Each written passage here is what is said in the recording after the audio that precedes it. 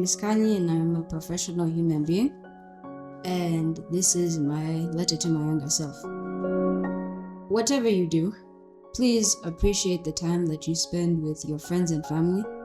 I wish to say this to you because once those times come and go, you don't really get them back. So please, whatever activity you do or wherever you go, just cherish it.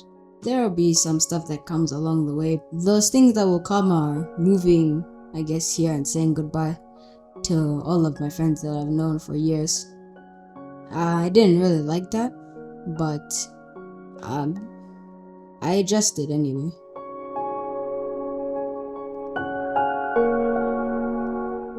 Hi, Kitt. Hi. How are you? Good. How are you? I'm good. Nice to finally be able to sit down and have a conversation. I don't think we've done that before. No, we haven't. Thank you for having me. You're welcome. We've met a couple of times, at the place next door.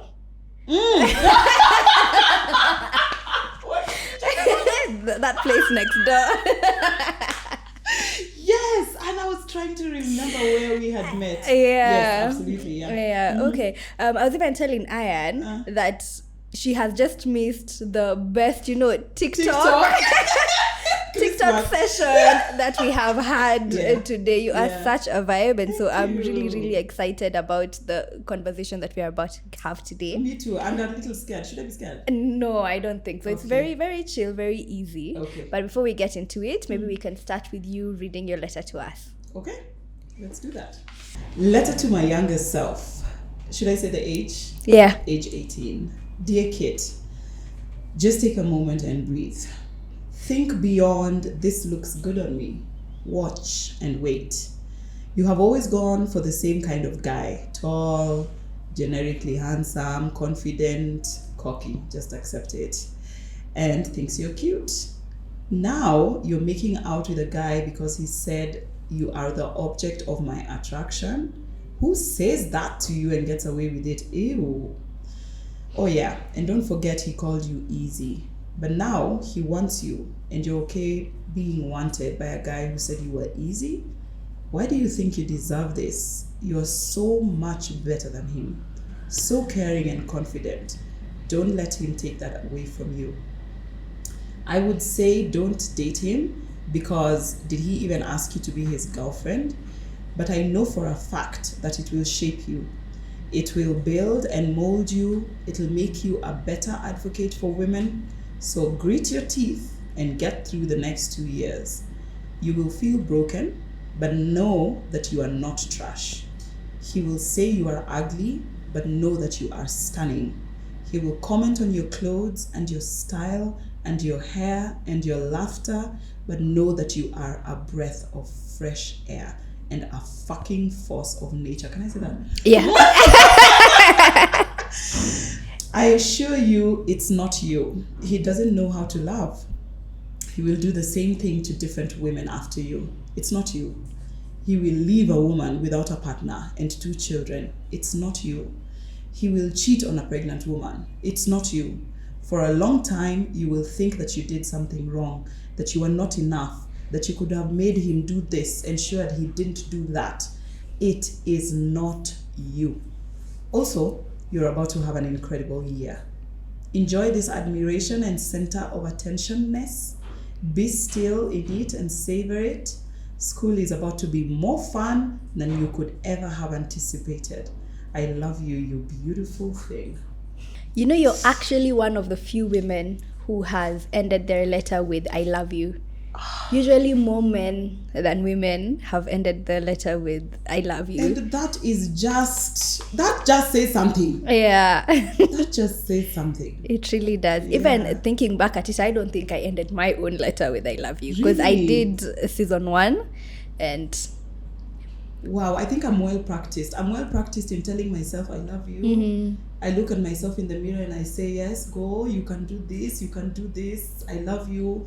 And even with my children, I keep telling them, I affirm themselves. Yeah. So I taught them how to say their affirmations, and then I tell them, okay, now do it. Tell yourself that you can do it. Keep telling yourself, because you will, in this life, at one point or another, be alone. Like just by yourself. Your partner will not affirm you. Your mother will not affirm you. Nobody. It's only you who can tell yourself, I love you, you've got this, keep going. Yeah, I think it's something that I'll actually start, consciously practicing. Yeah. Even if it's just in the morning, I wake up and I'm like, I love you, Maxine. Yeah. Do it. And then I see how different my life will go from there. And you know what? Everything else becomes bonus. Yeah. Not the thing that you're going for. Everything else is just like, by the way, a bonus. And so you wrote a letter to 18-year-old Kitt. Yeah. Why did this age specifically stick out when we asked you to write a letter to yourself? This boy, that boy.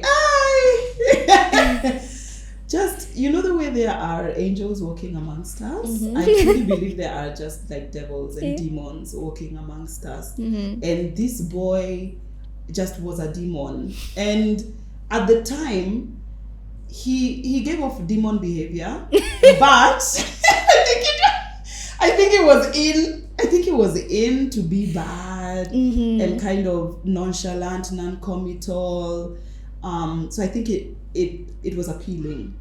Now, because of all we've been through as women, as a nation or whatever, we're just like, no. It's not cool anymore. It's just not cool to be like that. Yeah. But then it was really cool. I'm quite old. That was 20 years ago. Wow. So I'm for me, 20 years ago is a very different time. That's a whole generation of people.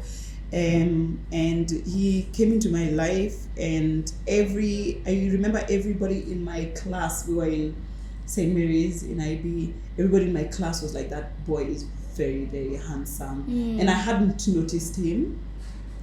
And then I looked at him and I said, oh, okay, yeah, actually quite handsome. And I remember when I got into IB at 18 years old, that's when I knew, or I realized that my body was shaped the way it was. I have a very hourglass shape, and I was like that at 18. And it had never been brought to my attention before then. Yeah. My family didn't tell me I was shaped that way. My friends didn't tell me I was shaped that way. And then I entered a boys' school. In St. Mary's, they only take girls in IB. The rest of the school, so you have 3,000 boys and 40 girls. Yeah. And I got into the school, and immediately everybody, ooh, I'm like, what is happening? What is happening? Why is this all this attention directed at me? So I was really finding myself at 18, and how I come off in the world, and how I come off to the opposite gender. And that's why it was such a pivotal time. I was like, this is a good time to write this letter. And obviously the biggest thing that was happening was this boy. Yeah. So let's talk about this guy and this relationship. I mean, from listening to your letter, that is like a textbook, emotionally abusive relationship. Sis. For real. And is it... Okay, let's even start from... Were you in a relationship with this guy? Or was he also in a relationship with you? Like, where did it all start? And at what point did you decide, this is my man? Ooh, bro, like, that's you're shouting. I didn't understand. I didn't feel like I was coming here to be shouted at, but okay. I was in he was in a relationship with me. I think it was maybe 2-3 months in, he told me, I love you. And he was the type of person to love bomb. Now we have the language. Yes, God. Now we have the language for this type of behavior. He would love bomb and then withdraw. So love bomb, withdraw, and then I always felt like I had done something wrong. So the relationship from the get-go was very emotionally taxing, and then it moved into abuse. And it was just a constant, what have I done? I'm sorry. How can I fix it? And he was never wrong for anything. It didn't matter what happened. He was never wrong. And I just remember like instances where I'm now when I think about it now, I'm like, Yeah. so angry, so annoying. It doesn't bring out the same emotion as it did then, but I'm just upset that I could have gone through that, and that people now are going through that in their 30s, in their 40s, in their 50s, with husbands and children, and people are still going through that. Yeah. So yeah, it was very emotionally abusive. And even like what you've said has reminded me of something that I read earlier on this week, where it was saying an abusive relationship isn't necessarily a relationship where every single day is bad. Right. You know? Right. It's usually nice, some days really nice, and then out of nowhere, hell. And Hell. you know what's interesting or sets abusive relationships apart in that sense is that you never know when the hell is coming. So even when the days are good, you're in anticipation of the hell. Yeah. So are the days actually really good? Because you're living, but you're tiptoeing, and you are on eggshells, and you are waiting for the hellish day. Yeah. Because you know it's coming. You have been taught this is the cycle. Yeah. So he used to do all these things, like comment about your laughter, about how you look, how you're dressing. At that time, did 18-year-old Kitt sometimes used to sit and realize, this is wrong. Actually, what you're doing is wrong. Yeah. But how did you excuse it? Like, how did you stay for so long excusing the behavior? I didn't have the language for it, Maxine. Like, I didn't know what was happening or why, and it was very confusing to me. So I didn't have the language to be like, why did you say that to me? You made me feel bad in front of people, or you made me feel insecure about my outfit, and I can't change it. I'm already out. Yeah. If you don't like something, don't tell me. And if you do tell me, make sure that we are in a space that I can change it. Yeah. And don't say I look bad. Tell me I don't like. Can I help you out? With whatever fashion said. Like, help me, be a partner. I didn't have the language to say that. And it's so funny now. If my husband comments on what I'm wearing, I ask him, what do you want me to do about it? So he would say, is that what you're going in? And I say, yes. Do you have a problem with it? And he's like, no, I wanted to match what you were wearing. Look at the difference. Yeah. But then this one would be out at the movies on a date, and he'd be like, is that what you're wearing? Like, what do you want me to do? Yes, it is what I'm wearing. Yeah. Like, it's on my body.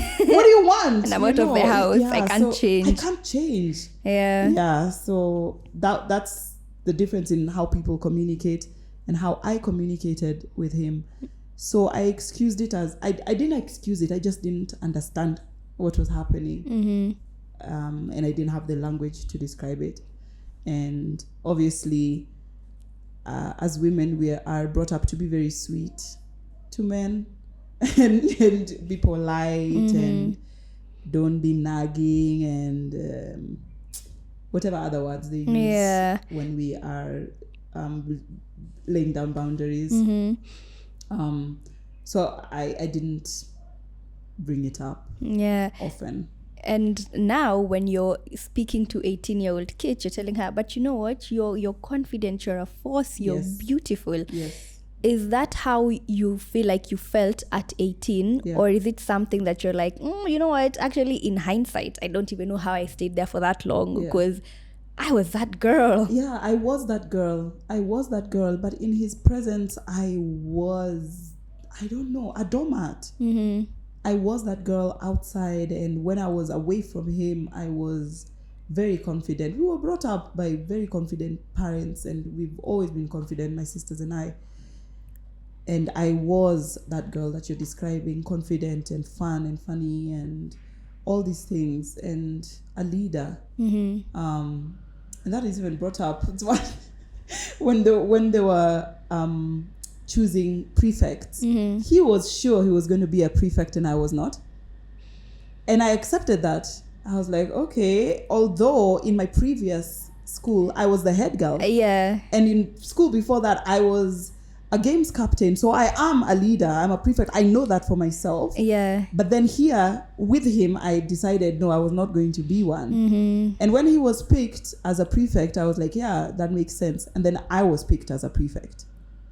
And he was surprised. Yeah. Because, and I just realized, you know what? I started to see myself the way he saw me. Mm. Someone to... Shrinking you. Thank you. Shrink you, someone to put down. I don't know, so that you can be bigger, I suppose. Yeah. Yeah. So then now, how did you finally get out of this relationship? I didn't. He left me, sis. Oh. I did not, and I can never give credit to myself for leaving. He broke up with me, broke my heart. I cried for days and days and days and days and days and days. And then one day, I think it was like maybe a month after, he messaged me out of the blue. Email. We did not have WhatsApp. Hello, morning. Gmail. Yahoo. He messaged me and he said, because the reason he was breaking up with me is because he was going to school in South Africa and he doesn't do long distance. And I said, okay, Kevin, not his real name. One day I should just say his real name. I'll save somebody. I don't know how he is nowadays, but normalize exposing toxic man.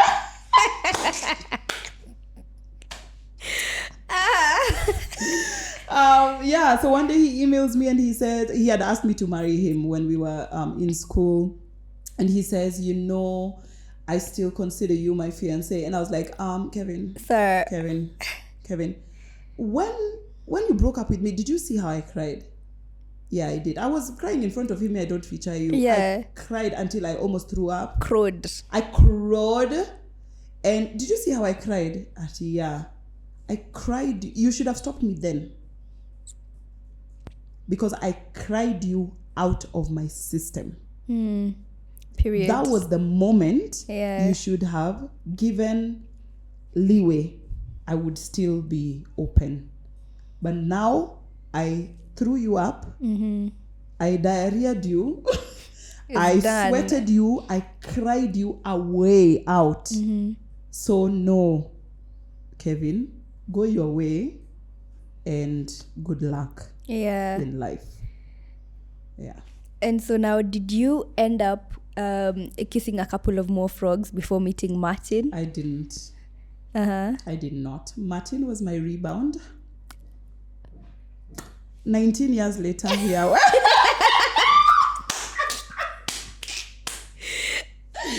Martin was my rebound, and I said, because he was my friend. I was like, I love you so much as a friend. I do not want this to be a rebound. I do not want to use you to get over this boy and then not end up with you. I really, really love you.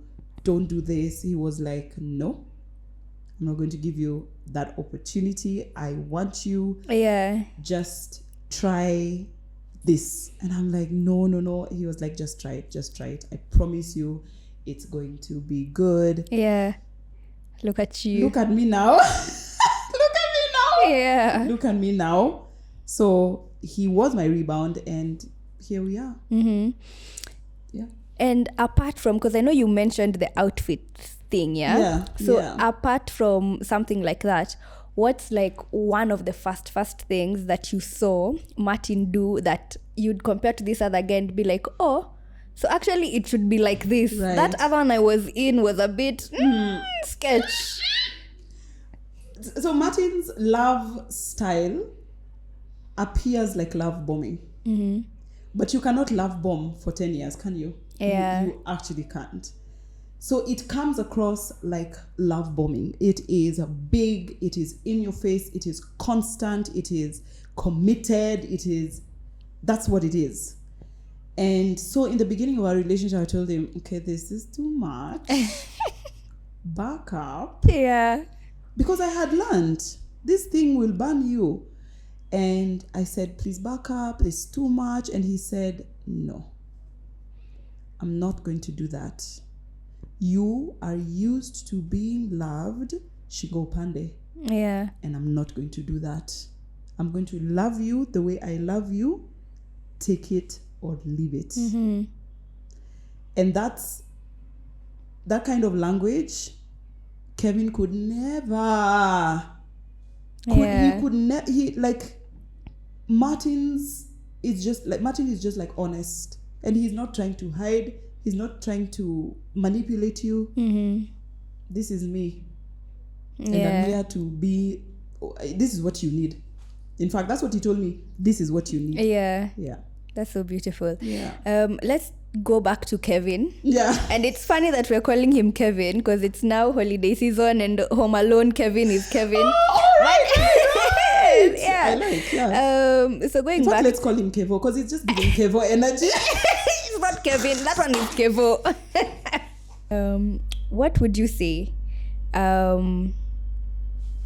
you learned or came out of this whole relationship, and how did it make you a better advocate for women? I stayed where I was not wanted for too long.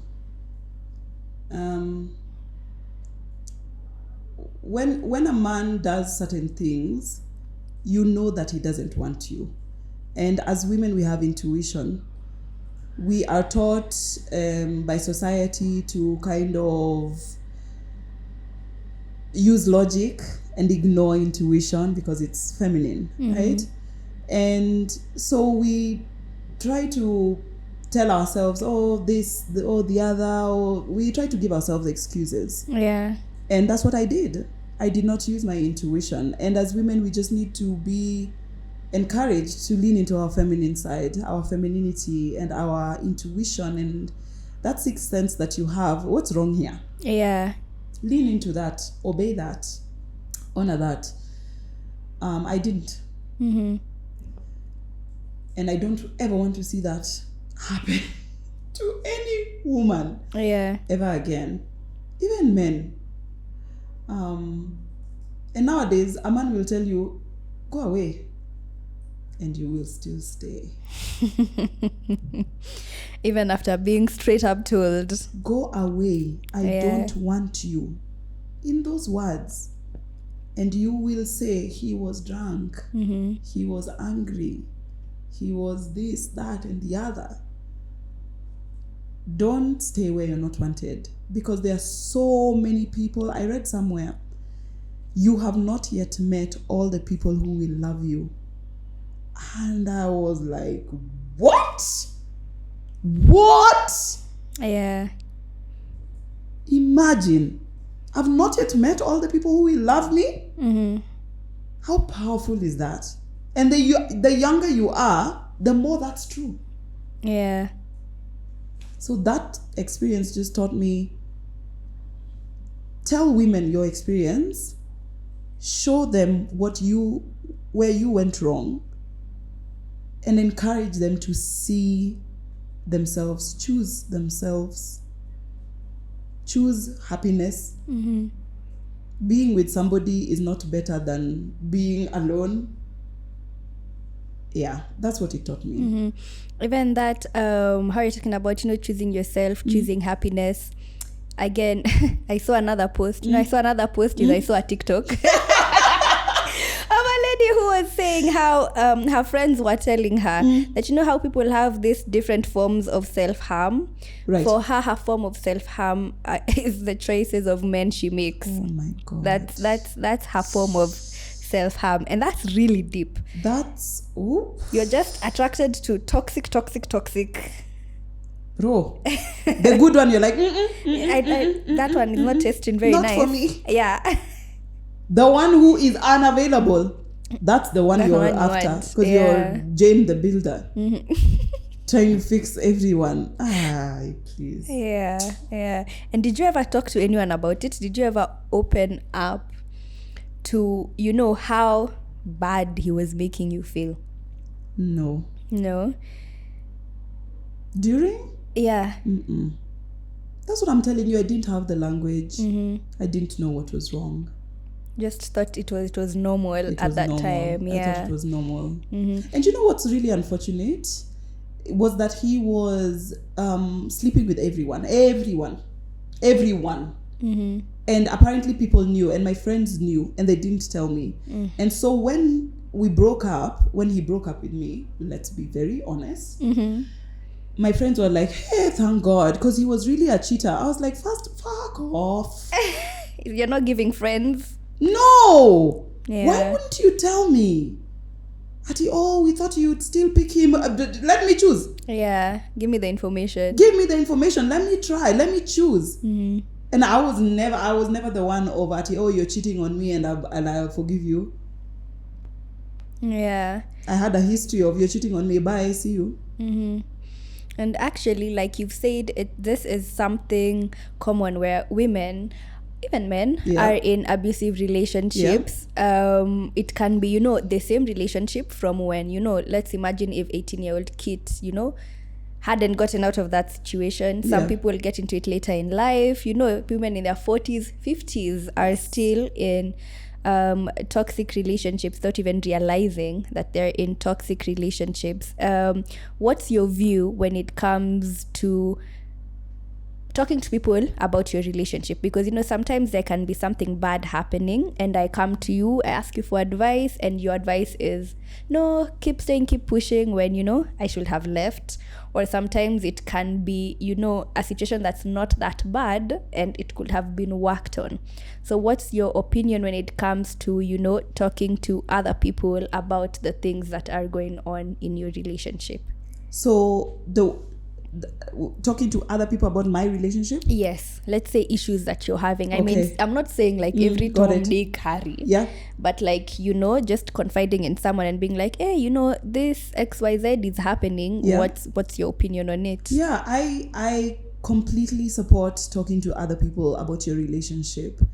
The person that you choose to speak to about your relationship has to have your and your partner's both interests at heart. They can't only have yours. Mm-hmm. And I know that's difficult to find, but look for that person. Even if it's an objective person like a therapist.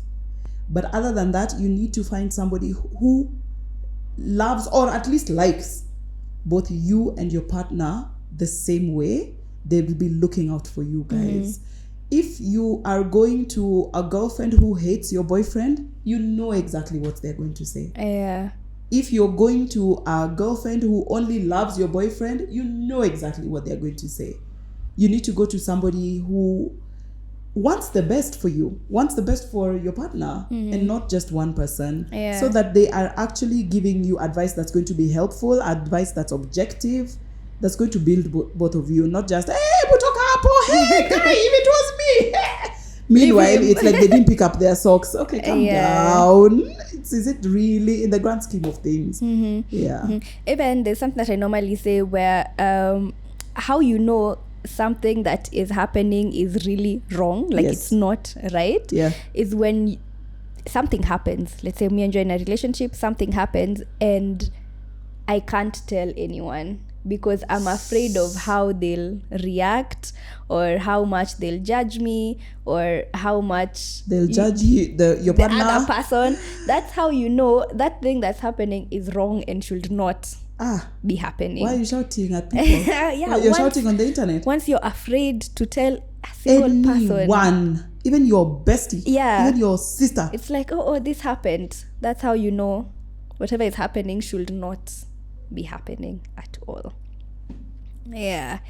And I love the relationship that you and your mom have. I am a huge Apondi stan. I love her so much. Me too. Actually, in fact, she should even be on the first episode of the next season. Yes! I really, it would be. You know, she would love to come on. She'd come. I will definitely hit her up. I'm just wondering, what is like some advice that your mom gave you growing up about relationships?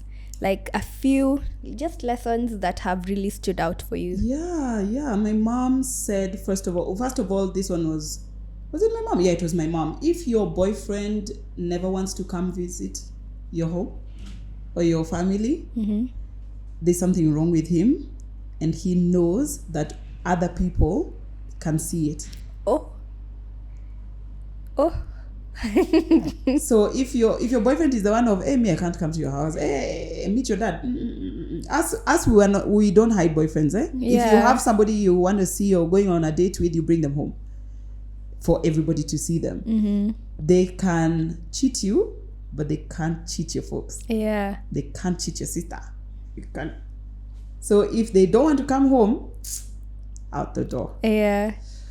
Unfortunately, Kevo is the sort of person who our parents love. So that one anyway, Slipped through. That one slipped through. My dad said, if you're ever going out with someone, have your own money. He would give us money to go on dates.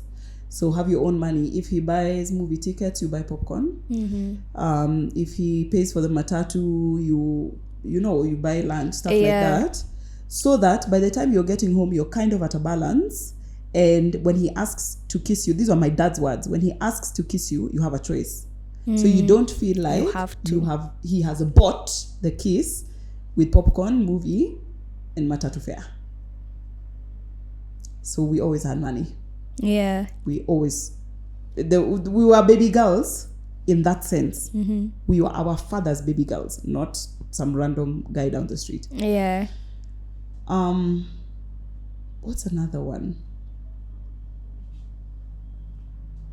Yeah, I think those are the ones that are coming off top of the mind. I'm sure they're going to come off as soon as the camera is off. I'll be like, oh, by the way, there's another one. Switch one. Okay, so now you have 2 kids. I have 2 children. Yeah. What are their names? How old are they? Candy is 9 and Keo is 6. 6. So at 9 and 6, Yeah. what are you currently telling them about relationships, and how will this message change as they grow older? Right. I'm not telling them anything about relationships. I am showing them how I relate with their father. We kiss in front of them. We argue in front of them. We make plans in front of them. We want them to see how a relationship is. There's ups, there's downs, there's moments when you don't agree, there's moments when you're in love, and never be disrespectful. Don't put your partner down. Don't call them names. Martin and I have fighting rules, so we will never call each other names, and we won't walk away, and we won't shout at each other. So any disagreement that we are having, we can't have in front of other people, because there's no opportunity for anybody anyway to take sides. Yeah. Including our children. And sometimes they say, no, Baba, they try to interrupt, and we both say, you need to be quiet. Yeah. This is between your father and I, don't interrupt. So I'm not really talking to them about relationships. I'm showing them how healthy relationships are. That said, they will come home and say, I have a girlfriend, I have a boyfriend, and I'll be like, oh, that's sweet. What's their name? Where are they from? What do you like about them? And then we move on from there. I have absolutely no advice to give a 9-year-old and a 6-year-old about relationships. Tomorrow it will be somebody different, and that's okay. Yeah. They know that they are not allowed to kiss other people other than immediate family, father, mother, and brother. They are not allowed to have any secret games. You cannot go and have any kind of secret game. I don't care what the game is. You cannot have a game where people are not seeing you. So they know that. So having a boyfriend is neither here nor there. Yeah. Having a girlfriend, fine. That's your girlfriend. Next. You're a kid. Yeah. Yeah. And I try very much not to sexualize them, the children. Yeah. So then how will this sort of relationship advice evolve as they grow older? What are some key things that you would really want them to know now when they are at dating age? Yeah. So Candy knows, because she's older, she's about to get into her preteens and her teens.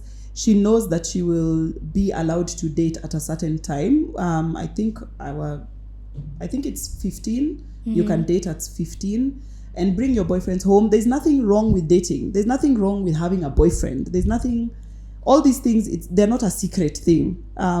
So that will change as she gets older. If you like someone, let us know. We will invite them for lunch. We will go for lunch with them. You are allowed to be with them and hang out with them. And also how to choose people. Like if you like a boy and he's mean to you, then he can go, right? Yeah. He can go his way. You don't have to be in, like, let's say, a relationship with him just because you like him. Yeah. Or just because he likes you. Boys who like you have got nothing to do with you. And you liking boys have got nothing to do with them, right? Those are your own personal choices. Yeah. Yeah. Yeah. And I mean, we've had from, or rather, you've written to Kitt at 18 years old. How is life now, at 38? Social media.